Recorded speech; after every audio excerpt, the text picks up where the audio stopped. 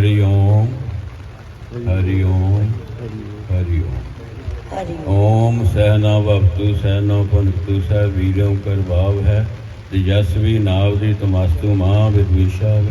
ओम शांति शांति शांति। प्रथम प्रणाम सतगुरु, पुनः प्रणाम सब संतन, करत मंगलाचार्य नाश विघ्नन। गुरु ब्रह्मा गुरु विष्णु गुरु देवो महेश्वरा, गुरु साक्षात् पारब्रह्म तस्मै श्री गुरुवे नमः। ध्यान मूल गुरु मूर्ति, पूजा मूल गुरु पदम, मंत्र मूल गुरु वाक्यम। गुरु दरबार के प्रेमियों, आप सभी जानते हैं आज नंगल महाराज जी का महानिर्वाण दिवस के लिए एकत्र हुए हैं। अपनी श्रद्धा विश्वास प्रेम लेकर आए हैं। नंगल महाराज जी हमारे मस्ताना जी महाराज, उनकी लीला सुनाते ही बातें सुनाते ही कहते थे एक वो जोगी दास। महाराज कहते थे कि अपने हुशियारपुर मस्ताना जी के महाराज कहते थे कि मेरे गुरु महाराज परमधाम निज देश दयाल देश में सतलोक में जाकर वापस आए। महाराज नंगल महाराज ने एक हीरा प्रकाश ग्रंथ में लिखा है कि जब कोई भी साधक गुरमुख सत्संगी अभ्यासी अपने विषय विकारों को त्याग कर, द्वंद्वों को त्याग कर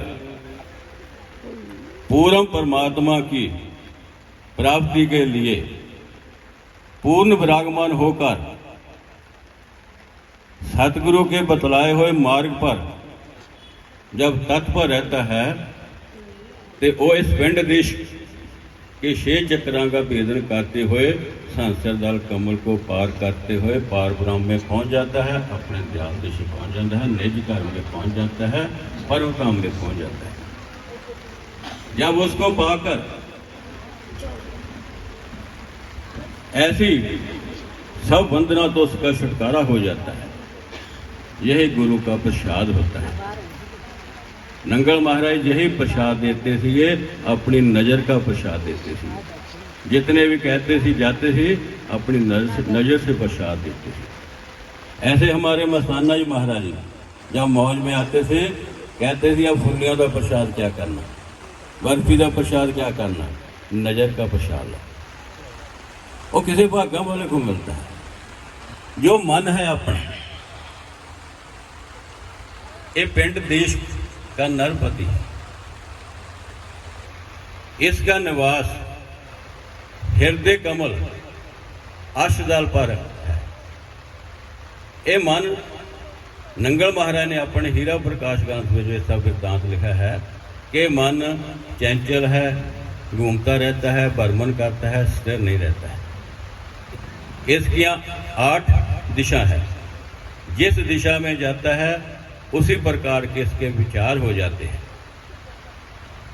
जब वो 8 दिशा के मध्य में एक केंद्र में चले जाता है, स्थिर होता है, तो उस समय विराग त्याग संतोष और शांति को प्राप्त होता है। और वो साधक अभ्यासी का ऐसा विचार हो जाता है कि मैं सबको त्याग दवा, ये संसार जगत अनित्य है, नाशवान है, दुख रूप है।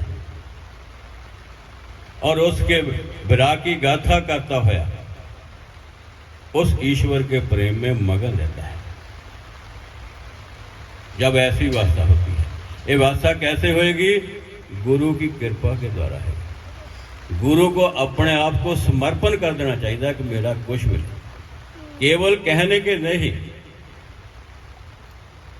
अमली भाव में प्रैक्टिकल में समर्पण होना चाहिए और उच्ची बोल करना चाहिए। अंदर से ऐसा समर्पण होना चाहिए कि किसी को पता ना लगे कि ये समर्पण है।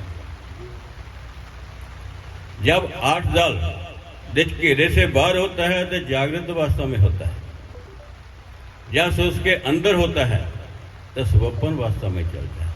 जब एक केंद्र बिंदु से जाता है, सारे विषय सबको त्याग कर,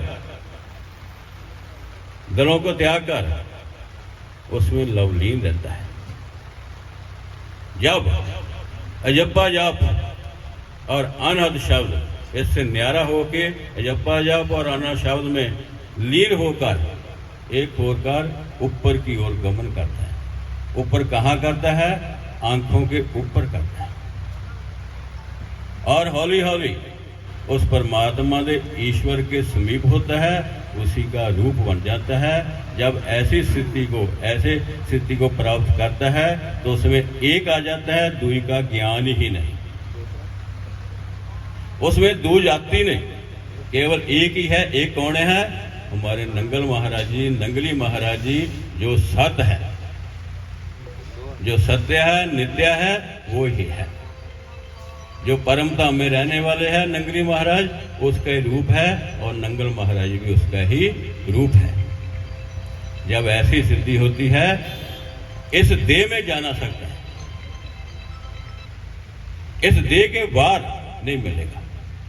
गुरु की कृपा से, सतगुरु की कृपा से, आशीर्वाद से, रहमत से इस देह में ही उसको जाना जाता है, उसी को प्रकट होता है, उसी का रूप देखा जाता है। हम दर्शन करते हैं सीधे, जब उसके दर्शन करेंगे दूसरे रूप में तो वर्णन करना कठिन है। चुप ही है, वो भी चुप, आप भी चुप, ये ही है गुरु का प्रसाद। ओम शांति शांति शांति।